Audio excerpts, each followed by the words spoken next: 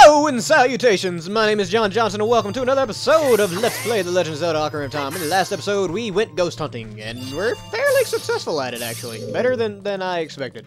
After that, we got to Zora's domain and realized that it had been frozen over completely, which is bad news bears for everybody involved. Get out of my way, you frozen ghost thing. These are actually one of those rare enemies that actually freaked me out a little bit when I was a kid. Because of that, okay, you saw on the left how it just appeared out of nowhere? It's a freezer, by the way. That's one of these things messed with my head when they'll freeze you. I don't know if I mentioned that, probably not, but I feel like it's relatively obvious. Yeah, they just kind of like phase in and out of reality, and it bothers me because reasons. Yeah. Anyways, here we are in the Ice Cavern. We're going to be getting through here on this here episode. This is kind of a mini dungeon. It's actually one of few mini dungeons in the game. Get out of the way, the giant speedy blade of death! Yeah, come over here, and there is a Skulltula right over here. And I forgot to check at the end of that last episode, so I'm going to actually go ahead and check and make sure that this is Gold Skulltula number 68. Indeed it is. Cool. There are many of these little mini dungeons actually in the game. Well, I'll say mini, but a couple. I'll put it like that. In the game. Get out of the haunted pot! This is the first instance we really have of it, though. It has everything that most dungeons have. It has a dungeon map, compass, bad spinny blade death.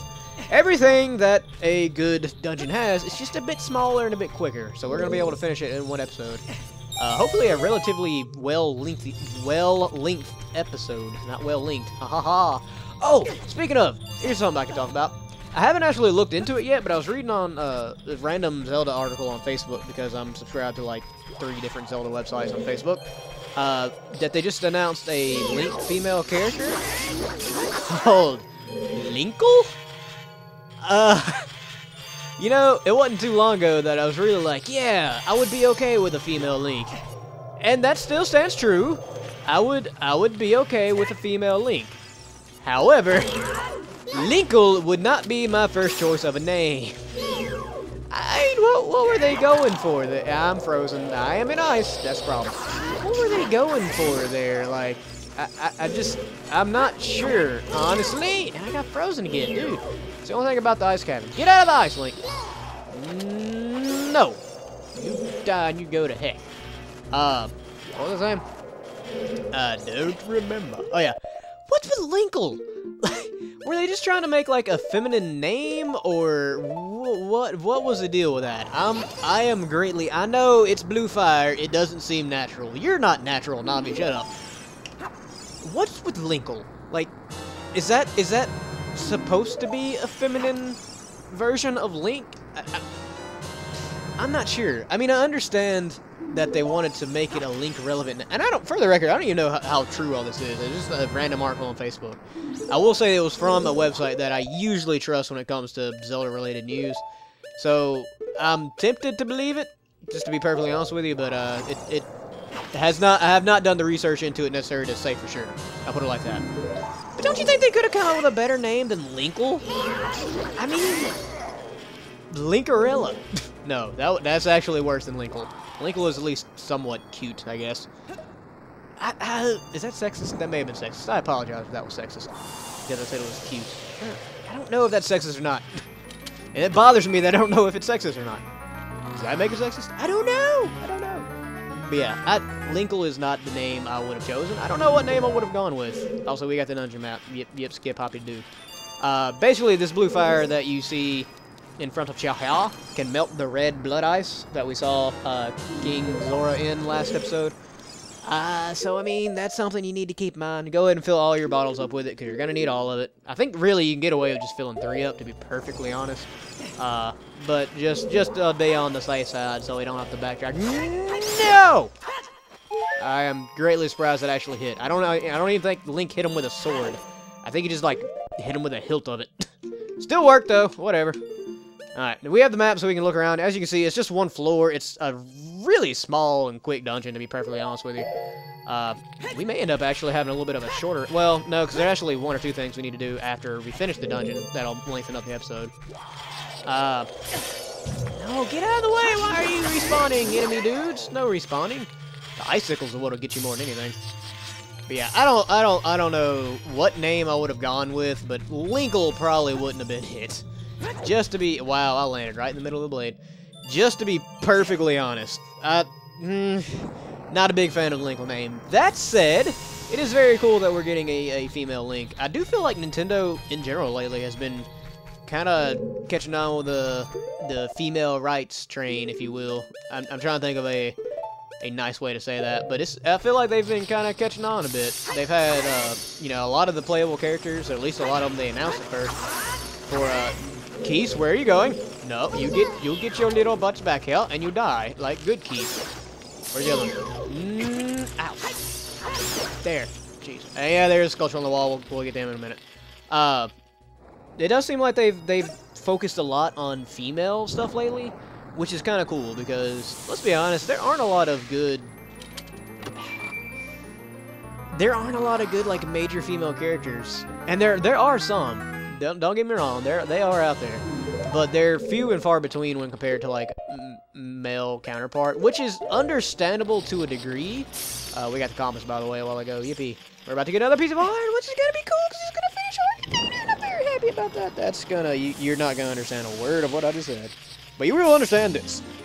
You got a bit of a hold! You've collected another hot container. Your maximum life energy is increased. That was kind of creepy. It is cool that Nintendo seems to be focusing a lot more on their female, I don't want to say female fans, but just, I don't know, because up until now, like, when Nintendo said something about we're trying to please our female fans or something like that, what they were really talking about was stuff like Cookie Mama.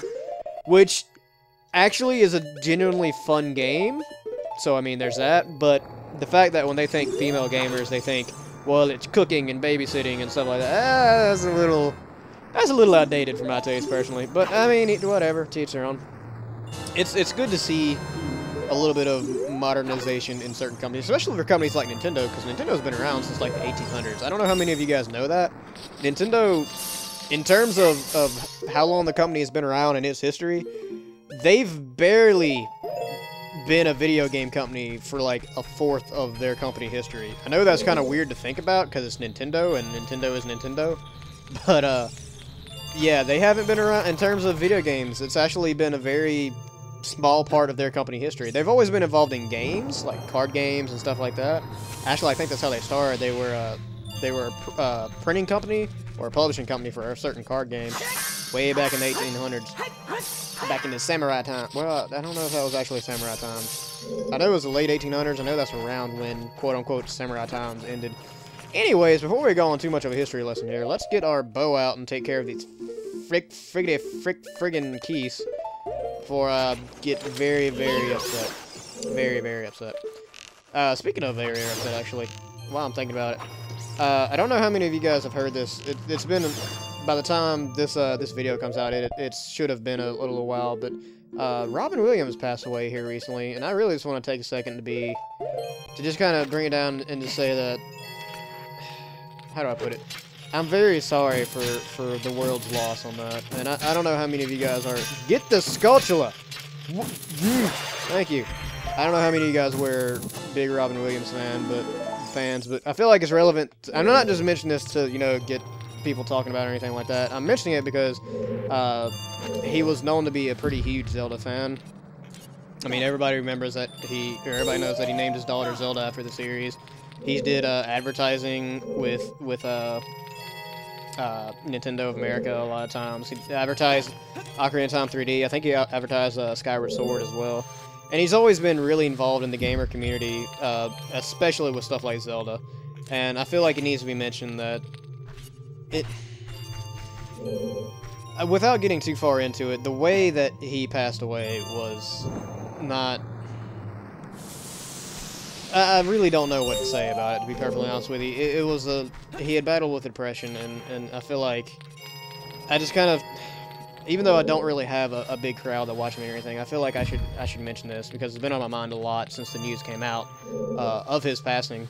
That if you struggle with depression or something like that, don't feel embarrassed about asking for help because it's okay. I mean, I can't honestly say I've ever dealt with depression on such a level. I've had, you know, I have had suicidal thoughts before. I feel like most people in the world have at some point in time in their lives, especially by the time they get my age. But I've never gone so far as to feeling like it's the only option I have. And I feel like people with real depression, people like, without getting too far into it, and don't ask me questions about this because I don't like talking about it, but people like my wife and Robin Williams and all that who legitimately have depression issues and problems with it. Don't be afraid to ask for help, you know? Even if it's something as easy as asking a friend or, you know, calling the hotline or something like that. Please don't be afraid about that. I mean, even if it's like me, shoot me a message on Facebook or on Twitter or YouTube or something like that. Twitter especially, because I honestly check it a lot more than YouTube. And let me know, you know, what I can do for you, because I don't like thinking that. Again, I'm left kind of speechless. The whole situation had a bit more of an effect on me than I really ever thought a celebrity passing away would, to be perfectly honest. But I mean, he was a big. I can't legitimately say he was a hero of mine necessarily, but he was a big part of my life. You know, everything from Aladdin, especially. You know, all of his different voice work and different things. Ferngully, Aladdin, all that stuff, and then just it hit me harder than I really ever thought a celebrity death would, to be perfectly honest with you. And I feel like if anything good is to come of this, it's that people need to be aware that you can't help. And if you are a friend of somebody who you think may be suffering from depression or issues like that, don't be afraid to reach out and ask them. And be prepared to handle something that you're not going to understand, because as somebody who has dealt with people who have, you know, clinical depression before, it's not something that you, as somebody who doesn't suffer from the same condition, can understand. It's just not. It's hard enough to even comprehend it, period. But just don't be afraid to help, and don't be afraid to reach out is my basic message. Anyways, we got kind of depressed there. That was insensitive of me. I apologize. We got a little sad there. We're gonna moving on to happy, good time. This whole dungeon has made me sad. We're gonna check right here. You see, we only have one room left to clear out. Very easy, and we got the gold Skulltula. We got every gold Skulltula in the dungeon, so we are doing good. Let's open the door and move on to very sparkly space room holographics and Wolfos. Okay, you know, die. I guess it's supposed to be like a mini boss, but one hit, you're dead. One hit, that's it. Yeah. Pretty easy little mini boss, but our treasure for beating said mini boss is actually quite awesome. Link, let's see what you have. You can put the Price is Right voice in your head on that if you want to. You got the iron boots. So heavy you can't run, so heavy you can't float. Very impractical devices altogether, but useful for this particular circumstance that is going to be arising soon. Also, hello, Sheik. How are you doing? We meet again, Link. Yeah. If you came here to meet the Zoras, you wasted your time. This is all there is. With one exception, the Zoras are now sealed under this thick ice sheet. I managed to rescue the Zora princess, oh gosh, from under the ice, but she left to head for the water temple. That's convenient, because that means that's where we're going next, isn't it? The ice is created by an evil curse. The monster in the water temple is the source of the curse. Unless you shut off the source, the ice will never melt. If you have courage enough to confront the danger and save the Zoras, I will teach you the melody that leads to the temple. Thank you. You've been very helpful so far, I have to admit. Time passes, people move, like a river's flow, it never ends. A childish mind will turn to noble ambition. Young love will become deep affection. The clear water's surface reflects growth. Now listen to the serenade of water to reflect upon yourself. And meditate. Got very zen there for a second, didn't we? This is probably... I'm gonna say it again. You already know it's coming. This is probably one of my favorite songs of the teleport songs. Bolero Fire is one of my favorite songs too, but I have a lot more nostalgia attached to that song than I do this one. I actually hated this particular song, Serenade of Water, as a child. However, when I got to be older and really started getting into music and, you know, theory and composition and stuff like that, this song really struck out to me as one of the more uniquely composed ones. It actually reminds me a lot of the New Wave Bossa Nova from Majora's Mask as well. They're very unique games, very unique songs in the games, their respective games. Link, I'll see you again. I'm sure you will. You've been showing up in a lot of places. Now stop just disappearing like that, man. I'm gonna go blind. Hope those things don't, like, give me eye cancer or something. Jeez. Friggin' flashy Deku Nuts. Let's get out of here. Alright. So let's address something real quick. They fixed this on the 3DS remake. In the 64 version, or any version of the 64 version, like the one I'm playing now,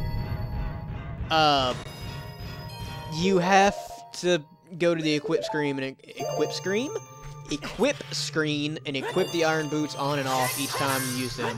Which doesn't sound that bad until we get into the temple we're going to here soon, because it gets really annoying based on that. Also, am I going the right way?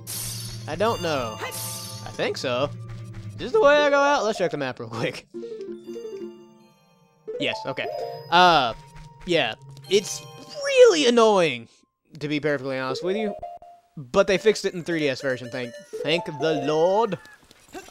Because going to the equip screen every 5 minutes, and you guys are going to see it when we actually go through the temple at some point in the future. Near future. Not next episode, but probably episode after next, I believe.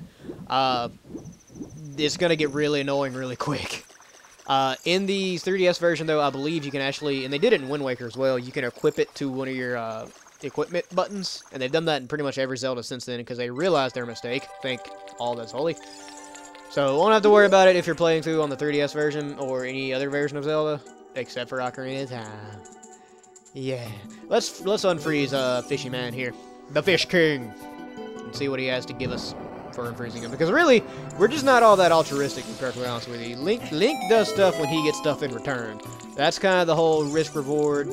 That's what he bases his morality code on. Let's be honest with ourselves. What you got to say, Kingfisher? Oh, I've come back to life. I know that's not at all the voice I gave him last time. I really don't care. Was it you who saved me? Don't be nervous. It looks like you have a hard time breathing under...